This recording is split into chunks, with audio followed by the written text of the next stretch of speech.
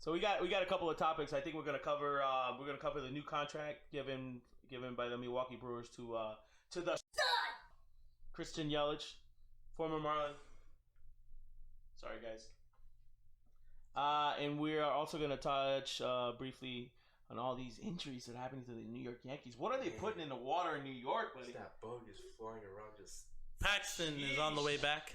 He will be throwing Wednesday. Sheesh. I am in no worry. Judge Stanton out, but next man up. We're gonna be all right. We have pieces to contribute under all those guys. I will say this though, I saw Maven yesterday. Cameron. Yeah, Cameron Maven. He had a great year with the Reds, with the Yankees. So, but with these injuries going on, I read a report yesterday on MLB trade rumors.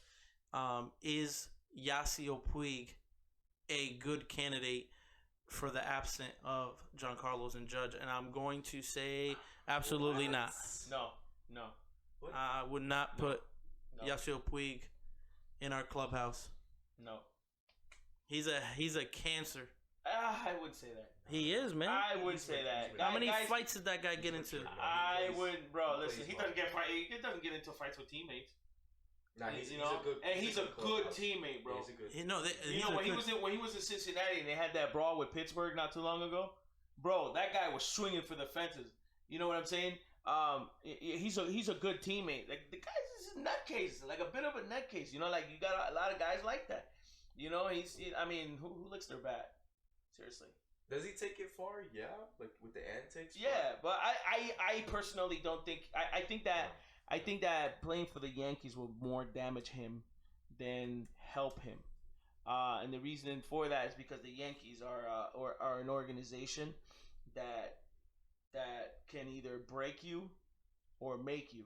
You know, and I'm not talking about the organization itself. I'm talking about the organization, the fans, the city life. I mean, you gotta think about, you know, these guys don't stay in the Bronx when they play.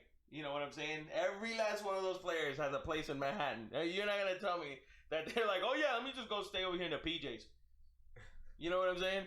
So it's city life, man. They're over there having a good time or whatever, you know, and some people can't handle that. So some people can, some people can't. You know, it's just a fact of life, man. And Yasiel Puig, I don't think is a guy that can definitely contribute in New York. I think Yankees are gonna be all right. Luke Voigt's back. He looks pretty good. He's hitting the crap out the ball. Dude's a stud. He's a stud. This guy just finished saying that Manny Machado's not a stud, but a guy like Luke Voigt is a stud. Come on, bro. Listen. No. When healthy, he's good. It's his third he's year. not a stud, though. Okay, he's good, his third but he's year. not a stud. It's his third year, dude. To do what to come from not playing anything with the Cardinals and then coming to the big lights, because not everybody can be a Yankee. And to do what he has done, last year it was a down year for him. Luke Voigt will be all right. So what does he tells you? What do you see in Luke Voigt that tells you, oh, he's a stud? He'll take a walk. He's not always looking that's fastball. Not stud stuff. That's just big moments, big hits. Okay, injuries. That's what helps teams get to the World Series. Injuries, okay, Gary Sanchez. Everybody's all over his. He's all right. You know. Yeah, I think he's gonna be fine. Yeah, he's projected to. He's start. got a back injury. James Paxton. He's expected to be out until the 1st of May. Yeah, but his program's 2 weeks in advance. Yeah, but I mean that's yet to be seen. You know, you got Ben Heller out. A nobody. Just like Luke Voigt. Aaron Judge is expected to be out until April 10th. From what I hear, Aaron Judge is going to be back a lot sooner than a lot of people think he is. Yeah, making progress. Yeah, he's making very, very good progress. You know, the problem is that those rib injuries are very delicate. I know that I've had a rib injury, and it's bothersome, and it bothers you for a long time because it's all cartilage. You know, your ribs are all cartilage, and you know there's nothing you could do for them except just wait it out. You know, and Giancarlo Stanton is a very intriguing person because when the guy's on, he's on. And the guy's hot, and he demonstrated it when he went on that whole home run. That tear. That whole home run thing with Aaron Judge in the American League. We could see that the guy can play, and I think I mentioned it on this show before, where I said that the guy is not seen as a plus defender, and I beg to differ. I mean, I've seen the guy play in Miami, and the guy can play the field. It's the guy can, for a big guy, he moves well. He has a plus arm. You know what I'm saying? You can't tell me that he's got a little Hunter Pence arm out there. I mean, and even Hunter Pence, though, as weird as he throws, he had a decent arm, or has a decent arm. He just throws funny. So if he's healthy, I think that he is a guy that could contribute, but more than Yasiel Puig. If that's what they're thinking. Is Yasiel Puig even with a team yet? Nope. No, he hasn't been signed yet. That just goes to show you that teams are trying to stay away from him, bro. Yeah, he's kind of out of job. Yep. So, I mean, there's other guys though. You can look on the market. There's a couple. I mean, you could call the Marlins. What? Corey Dickerson. Corey Dickerson for what? To the Yankees? Yeah, why not? No, man. Because they just got him. He's a stud. No. Man, get out of here, bro. You just trying to get out of here. Please don't tell me you don't think Corey Dickerson's not a stud. Bro, can you at least let us build our team? You guys have your team Why can't you just bring a kid up from the minors? But I'm saying, if these guys are out long term, why not trade? But listen, okay, I get it that you want baseball ready guys, but you can't get everybody's players. I mean, Corey Dickerson just got to Miami. Why don't you take Matt Kemp? You don't believe in Matt Kemp? No. Well, then you know what? Then bring it. That's why you have a farm system. Before I get Matt Kemp, I'm telling Curtis Granderson to unretire. They get Curtis Granderson. At the end of the day, I dislike that whole theory of the New York Yankees. It's like, okay, we want to win now. We get it. Everybody wants to win now. You know what I'm saying? But you want to deplete somebody else's team because you guys want to win? Get the heck out of here, man. You know what I'm saying? And then the thing is, if you trust your scouting and you trust your minor league systems, then why don't you bring guys up? You've been doing it. They are. With Judge, with Severino. Well, then bring another kid up. Give another kid a shot at playing outfield. They are. They got a bunch of guys. And you can kiss my butt about that Dickerson crap, man. He's good. He's really good. I'll take him any day. Yeah. Next we have Aaron Hicks with an elbow injury. Nah, Aaron, bro, listen. Man, I kind of feel bad for him. He's a good ball. It makes me think that there's something going on with the supplements that these guys are taking. I'm just saying. I didn't think of that. And I'm not pointing any fingers, but there's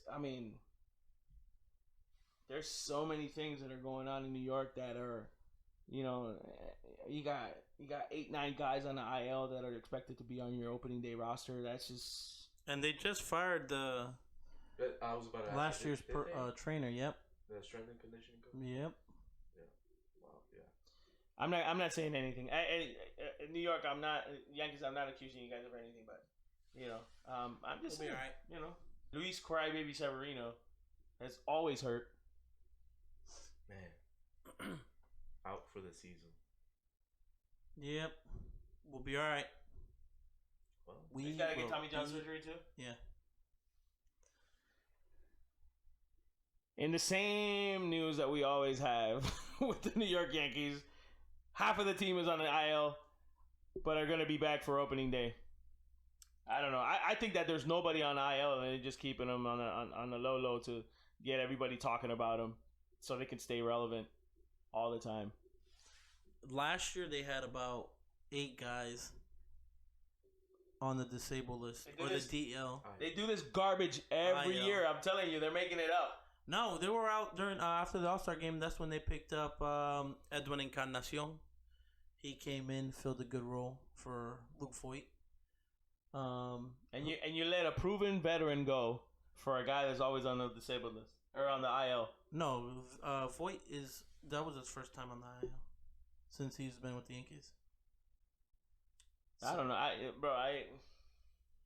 all these loners, they say we're the greatest organization in baseball, but they can't keep a good product on the field. And they always falling short. And I get it. Maybe last year y'all fell short to the Houston Astros. They were banging on some trash cans or whatever. But, you know what I'm saying? I mean, look what you just said. Oh, why don't we try to pull a trade off with the Marlins and get Corey Dickerson? Why didn't you try to get him when he was on the market? Yeah, Because we didn't have the injuries. Well, you got to think about it. It's not like the Marlins are going to keep him anyway. It doesn't matter. He got signed for a 1-year contract, bro. Exactly. Okay. Get some pieces. The Marlins aren't gonna keep him. Exactly my point. So go after him. The Marlins aren't gonna. But you know what? You can't get him. Peace. Speaking of the Marlins, before he told the story, we were talking about the injury-plagued Yankees. And how they're going to try to solve the issues. And we got into a little discussion about Corey Dickerson and as to whether the Marlins should try to get some more talent back for Corey Dickerson and send him off, considering that they have a surplus of outfielders, by the way. They got like the Mesa brothers that are coming up. Monty Harrison is coming up. And then if they really want to try these younger guys, they're going to have to make space for them. Harold Ramirez didn't do that bad last year. You still have Jonathan Villar that they're talking about using him in center field. You have Lewis Brinson. He's been doing well in the spring, but that's what everybody, that's what he always does. He did well in the spring last year and then stunk up the field in the regular season. So, that's yet to be determined. But anyway, we have a plethora of outfielders. So, a move like Corey, like a Dickerson move over to the Yankees it's always a possibility. Who knows, But speaking of Marlin outfielders, possibly the worst trade that the Miami Marlins have ever made in team history, and that was after trading Miguel Cabrera to the Detroit Tigers, is Christian Yelich. Christian Yelich is now playing with the Milwaukee Brewers. So we have a report here from John Heyman that says Yelich has a $12.5 million year coming in for 2020. Is that what it says? Yeah, and $14 million for 2021. Then 2022 to 2028, 26, a whopping $26 million. Then a mutual option for 2029 for $20 million and a $6.5 million buyout. Mind you, again, the $12.5 million and $14 million that he's owed this year and the next year. It's from the Marlins? From the previous year, which is a steal. Oh, from the previous years? Yeah, from the previous contract with the Marlins. Yeah, because he that was a 7-year contract that he had signed with the Marlins. $49.57 million. So technically speaking, the Marlins are still paying him that little chump change of $12.5 million. Well deserved. That guy right there is possibly the best outfielder in baseball right now. One of the best. Or one of the best. You can't forget about Mike Trout. But, closely behind Mike Trout, you got Christian Yelich. Yeah. What do you think about that, Mike? Yelich is good. He's a beast. I'm glad those journalism classes have been paying off, Mike. When it comes to ex-Marlin players, I don't really care about them. You see this guy right here? This guy right here in the first episode of the Hot Corner said, I am a baseball fan. Now he's nitpicking. When it comes down to the Marlins, I could care less. I'm a Marlins fan, but I'm not saying that about other players, And on top of that, his favorite player growing up was Derek Jeter, and he's the owner of the Marlins, man. That's the only reason why I'm wearing this Marlins shirt right here. Okay? He's got a Marlins shirt on, too, on top of that. No, I'm playing. Look, I like Christian Yelich. I think that's a steal. That's a really good steal because if Harper got $300 million, Yelich could have easily got $315. How many MVP awards does Harper have? 0. 1. Yeah, 2015. The 2015 recipients for the MVP were Josh Donaldson of the American League and Bryce Harper of the National League. Wow, Harper. He probably had a good year. He probably had a good year that year. Bryce Harper is an up and down guy. To be quite honest with you, I don't think he's worth all that money that the Phillies gave him. I think he got paid entirely too much money. Mike Trout is worth it. Mike Trout is a guy that produces year after year after year, and I feel bad that the guy plays for the Angels. You know, even though he's the best, who draws a bigger crowd though? If you were to pick, I tell you what, the Angels would be dumb not to give him that money. That's just me. And if they got it, then why not? Yeah. If they have the money, why not? But then we see a younger cat here that's on the up and up. That could potentially make $228.5 million with a mutual option of an opt-out. That is super cheap. That is absolutely they robbed this kid. I mean, he also chose, and what I liked about Yelich, and again, this is so rare.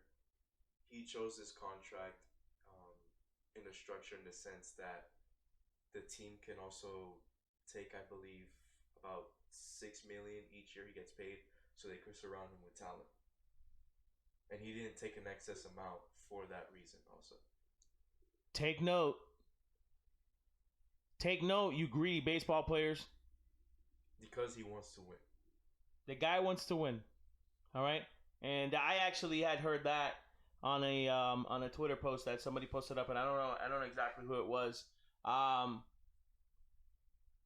This guy is a guy that loves to play the game of baseball, and he wants to win. You know what I'm saying? Because at the end of the day, who wins with these big contracts? Nobody. No, I know who wins, and it ain't even the baseball players. No, it's the greedy agents that.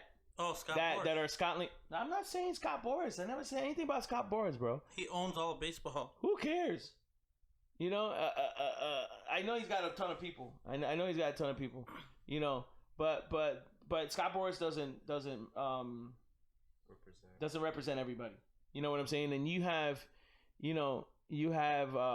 guys like a Mike Trout, like a Christian Yelich that are deserving of this money, and actually it surprised me but didn't surprise me when Christian Yelich said that when they said that about Christian Yelich's contract, where he said that he would allow the team to draw out X amount of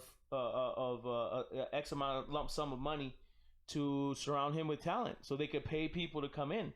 So I mean, if that's the guy should be MVP every year. I don't care what I don't care what they say, because at the end of the day, this sport has become full of money hungry players that once they get their contract, they're just like, I got the money. And since in baseball it's guaranteed money, or a certain amount of money is guaranteed money, they're like, what do I have to run out this pop up for? What do I have to run up this, run out this, this little dribbler out to the shortstop when I clearly have the speed to make it to first base? They're like, man, I'm getting paid either way, so it doesn't really matter. But then you get a kid like this, like Christian Yelich, that sacrifices $6 million out of his own pocket so that the team could succeed. I don't know what to tell you. Yeah, most of these contracts per year, they're paying these players 30 plus. That's insane. I will say this though before I forget. Mike Trout signed a contract in 2015 for $144 million. So if you include that to his new contract, that's $571 million. Wow. Wow. A-Rod money. More than A-Rod money. More than A-Rod. $571 million for the face of baseball, Mike Trout. Without a doubt. And I've heard the other day I was listening to the Marlins broadcast on my phone, on the MLB at Bat app, where JP Arencibia. I don't know if you guys ever heard that name before. I have. JP Arencibia. He's from Miami. He played for the Toronto Blue Jays, Tampa Bay Rays, the Rangers. He played for a couple of. Well, he's a Marlins announcer now, or commentator. He's a Marlins commentator now. He was saying that he used to call Mike Trout Babe Ruth. And he said, hey, every time he come in the box, hey, babe, what's up, man? Hey, Babe Ruth. And he said that Mike Trout would turn to him and say, hey, man, stop, bro. Just doing my job, He said that Mike Trout treated him like if he was at his stature. And, at JP Arencibia, even though that's a name that is not a household name, this guy's treating him like an equal because they're both in the show. And it doesn't matter how much money this guy makes or how much money that guy makes. He said that Mike Trout would treat him exactly the same.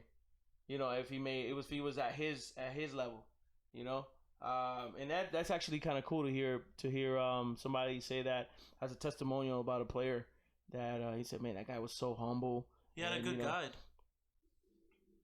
Albert Jesus? Pujols. Well, Jesus, of course, but I'm talking about, Albert Pujols. When he came to the Angels, I think that was his first rookie year, right? So he showed Mike Trout around and everything. My bad, Brandon. Go ahead. You were saying? Yeah, I can't disagree. I mean, the guy is what you want representing your brand. Some people can argue, and this kind of the argument I kind of don't like when people say that Mike Trout isn't bigger because he's not as feisty per se, like a Bryce Harper or whatnot. But then at the same time, whenever we have a guy like Harper, well, Harper really doesn't do that much stuff. He just because he shows emotion on the field. But let's say in a different sport or whatnot, when people say, "Oh, this guy's not good, a teammate or whatnot," and they have that high position of voice, and then they tell them, "Oh, that's not good for the game." It's kind of a hypocrisy. I mean, Mike Trout is a perfect example of a person you want representing your brand. He's a family man, plays the game hard, comes and does his job, best player. What else do you want? I think that people put their foot in their mouth sometimes when they start talking about anything that's relevant. If it's something or it's always something. Yeah, whether it's sports, politics, just something that they think that they're an expert at, and they just put their foot in their mouth, man. And it's just like, man, cut the dude some slack. And those are the type of people that are constantly on the limelight because they're always microscoping something to try to, I gotta find some dirt on this guy, And then finally, when they do, find some dirt on him, and it's like, oh my God, the demise of Mike Trout, and truthfully, man, just appreciate the man for who he is and what he does for the game. Perfect example when he spoke about the Astros scandal. That was like a big news, like, oh, Mike Trout.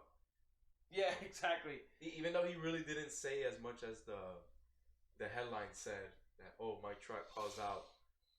He just didn't agree with it. He stated his opinion. He didn't say anything nasty. But he stood up for the game for what it is. At the end of the day, the game is going to continue whether the Houston Astros are cheating or not. You know what I'm saying? And at the end of the day, that happened. Just like the steroid era. Don't you think that was cheating too?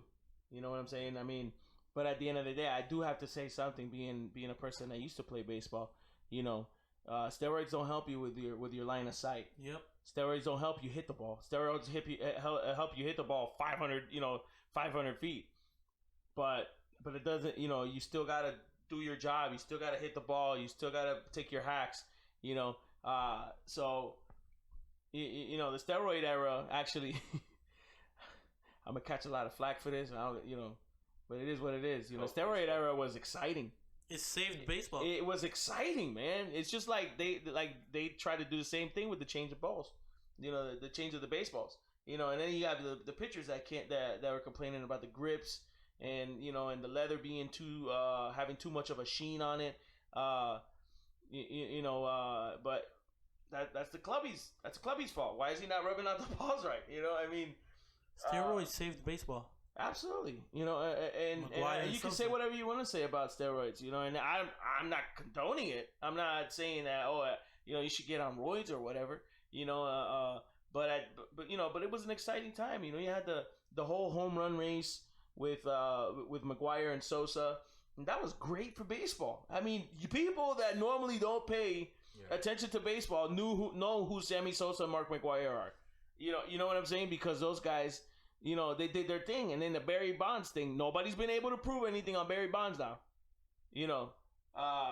Everybody says, oh, well, he went from being a leadoff hitter to being a number 3 slot hit guy. That's a horrible argument. It's a terrible argument. Who cares? You know what I'm saying? Oh, the guy looks like a pit bull now or whatever. What were they calling him? A Rottweiler? He got a massive head and all this other stuff. Forearms. And it's like, man, come on, give it a break, man. The guy hasn't, bro. He hasn't been accused of anything. Nobody's accused him of anything. Nobody's even been able to bring forth any type of evidence that Barry Bonds did any steroids, and he had 72 home runs. Let's say you take the Bonds on the Pirates, that whole span. Hall of Famer, yes or no? Still, those 10 years. Yeah. Yes, exactly. Mm-hmm. Yeah, you had another guy on that team that was really, really good too, with Bobby Bonilla. And those two guys right there, man, were tearing it up. But once again, you see baseball leadership. You see baseball leadership in not through players, but a manager. And Jim Leland, I've physically seen a video of Jim Leland getting into Barry Bonds because he was acting like a little girl on the field. And that's the type of baseball that my father taught me. Hard-nosed baseball. You get down there, you play the game the way it's supposed to be played. I don't care how much money. I don't care if you make more money than me. I'm still the manager here and I'm the boss. And I'm the superstar. And I tell you what to do. You don't tell me what to do. And I've seen that. I saw that conversation. And you know what Barry Bonds did? Hey man, I didn't say nothing. You know what I'm saying? I mean, and that's the way the game is supposed to be played. That's the game that I appreciate. That I want to play. I just want to see these guys play hard, man. If you get paid good money to do what you love to do, there's a saying out there that says you never have to work a day in your life if you always do something that you love to do. You never have to work a day in your life if you're doing something you love. And if these guys, quote unquote, love the game of baseball, they might love money. But if you're doing it for money, you're doing it for the wrong reason, man. Because at the end of the day, you got all these spectators over here that depend on your performance, man. And although I know that's a lot of pressure, but sheesh, let's play the game that was supposed to be played, and I want to enjoy watching you guys succeed because I'm living my baseball dreams through you guys. I couldn't make it. I stink. And none of us can make it. That's what we're sitting here. That's what we're sitting here talking about baseball. But we want to live our dreams through you guys. And it's crazy. You get you guys like, like your, Garrett Cole at the end of the World Series. And I kid you not, at the end of the last game of the World Series, he went, that video surfaced where he was telling reporters, I don't play for this team. I don't have to comment. Yeah, but you're still a ball player, bro. And then the Yankees turn around and give him all this money for being a malcriado. You know what I'm saying? I don't care. Listen, you still have a responsibility to represent you. Not the club that you're playing with, but to represent you. They had questions about the game. They don't have questions about the Houston Astros. They have questions about the game. And I think your responsibility is to answer questions to the press. Now, if they're getting out of hand, then that's on them. And you tell them, hey, listen, you're getting out of hand, man. I don't play for this team anymore. Let's just continue to talk about the game. Or whatever it is. But that really made Garrett Cole look bad. Don't you guys agree? Yeah, I agree. So I went to a game yesterday, like I reported earlier. And I saw people wearing Yankee stuff to a game when they're not even playing. And they also had Dodger fans. They had Cardinal fans, Met fans. But the Nationals and Tigers are playing, right? The only reason why I'm bringing this up right now is because, you look like a fool. Don't wear anything that... If your team ain't playing, don't wear the uniform to a game that they're not playing to. Yeah, Paul. And the only reason why this came across my head was because right next to me, we got a guy with a Red Sox shirt and a Blue Jays hat. Represent. Baseball fan. I'm sorry, I could not. I just looked over there, and I just realized it. It might be because he's got a bunch of Dominicans on the Canada side, and then Dominicans on the Red Sox. Is that what it is? No. He's representing baseball, bro. This is what it's about, man. I respect that then. All right. This is what it's about, man. All right, give me that. That's a good excuse. I got a St. Louis Cardinals hat at my house and a New York Mets hat at my house. And for our trip, I am buying my very first New York Yankees hat. Nice. Which, by the way, I'm sorry, I don't want to get beat up. If you think Brandon should go to New York with us, hit 100 likes. If we get 100 likes, Brandon has to go to New York. Actually, I would do that. Exactly. Yeah, if we get 100 likes, 100 likes, and Brandon goes to New York. So let's get 100 likes with a Yankee jersey. Ooh. I don't know about that. Listen, I'll do the hat. I don't know about no jersey though. I'm about to go home and make up about 100 fake YouTube. Just to get him in a Yankee uniform.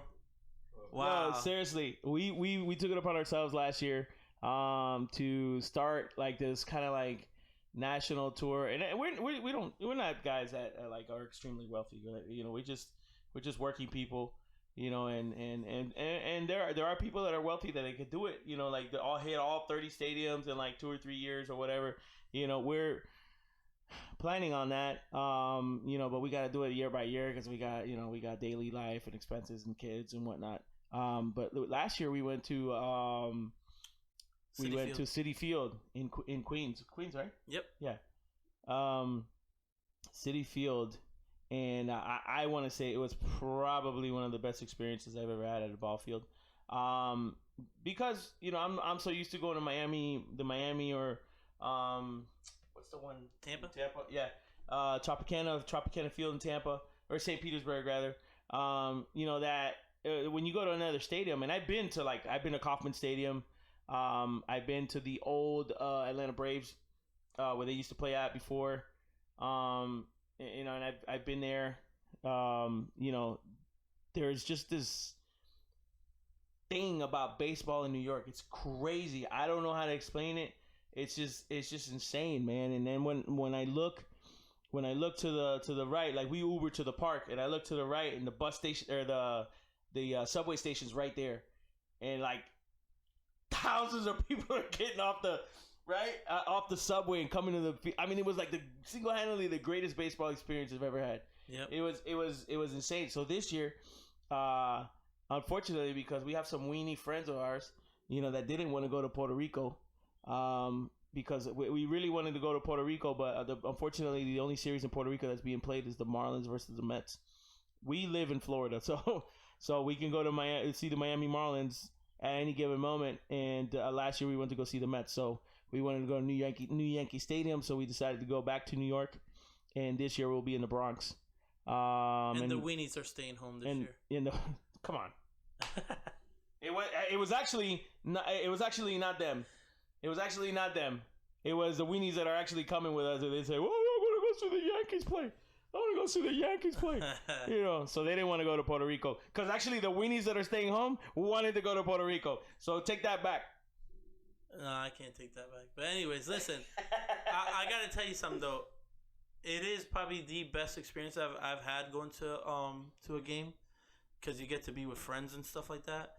But shout out to Alfie's Pizza, best pizza in New York. Alfie's Pizza in Queens. Oh, bro. Oh, dude. We're going. Listen, we're gonna stay in the Bronx, I want to say, but we're going to Alfie's Pizza in Queens. Yes. Yo, it was so good. What are you putting in the water, New York? Yes. I'm telling you, dude, there's no better pizza. And we were supposed to get breakfast, and Danny smelled some pizza, and he was like, "Look, let's just go here." And I was like, I kind of want to get breakfast, but then I was like, I don't remember having New York pizza, so let's go. And then when we went, Alfie's Pizza, I'll never forget it. Best pizza I've ever had in my life. So if you're ever in Jamaica, Queens, not Jamaica, Jamaica, Queens. Yeah, Jamaica, Queens, New York. Go to Alfie's Pizza. Alfie's Pizza. Tell him promo code Mike Alfinas. He's setting you. I'll be like, who is that? Who the freak is that? It gets you nothing. Anyway, so we could probably say that we're through with the topics that we're going to touch today. We'd like to thank you guys once again for tuning in and watching our videos. We're definitely trying to do something with this and make sure that our product is put out there. And like I said, comment below.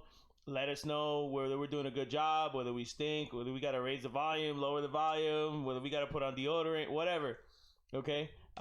Just comment below. That's the only way that we're going to be able to learn. We've never done this before, guys. So we're still trying to learn. We're still trying to learn how to speak on ask microphone. Some questions. Ask questions. What is the email? Actually, you can email us at the Hot Corner Base. The email's going to be down in the description below. Yeah, the email, our email address is down in the description below. If you guys got any questions for us about anything, about baseball, about what our perspective is on, on other topics that aren't baseball, we'll try to see if we could touch them briefly or whatever. But if you guys have some questions for us, or questions about baseball, or questions about the podcast, just let us know down below. Send us an email. And we'll be more than happy to air your emails and give you a shout out for sure. 100 likes, huge. 100 likes. This guy goes to New York with us, and wears a New York Yankees jersey. So let's get 100 likes. He said it.